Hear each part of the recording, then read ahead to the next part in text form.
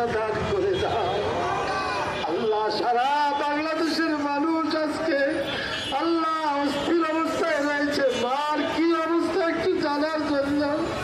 আল্লাহ তুমি আমার মাকে সুস্থ করে আবার এই জাতির খেদমতে আঞ্জাম দেওয়ার অভিজ্ঞতা দান করে দাও আল্লাহ। বর্তমান সময়টা বড় নাজুক সময় আল্লাহ, এই সময় আমাদের মাকে অত্যন্ত জরুরি আল্লাহ।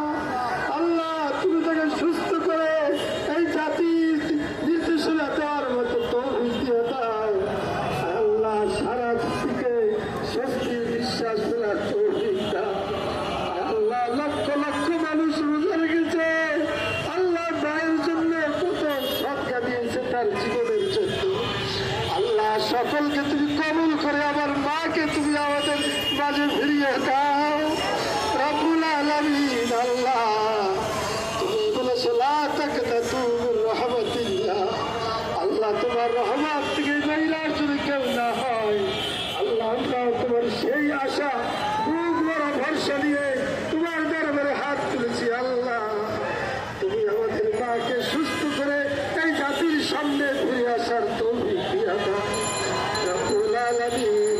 শহীদ রাষ্ট্রপতি জিয়াউর রহমান আল্লাহ শের বাংলা নগরের সাহিত্য রয়েছে আল্লাহ, দেশের জন্য জাতির জন্য কত কষ্ট করেছেন, কত কাজ করেছেন আল্লাহ। মেহেরবানি করে শহীদ রাষ্ট্রপতি জিয়াউর রহমানকে জান্নাতের আলা মাকাম দান করে দাও রব্বুল আলামিন।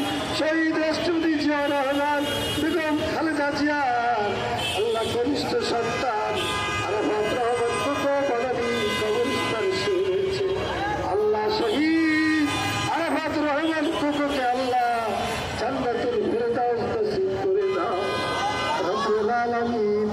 আল্লাহ আমাদের প্রিয় নেতা বিএনপির ভারপ্রাপ্ত চেয়ারম্যান জনাব তারেক রহমান হাজার হাজার মাইল দূর থেকে মায়ের জন্য কান্না করতেছে আল্লাহ। একমাত্র সন্তান আল্লাহ, সন্তানের দোয়া মায়ের জন্য কবুল করে দাও আল্লাহ। সন্তানের দোয়া তুমি কবুল করে দাও আল্লাহ।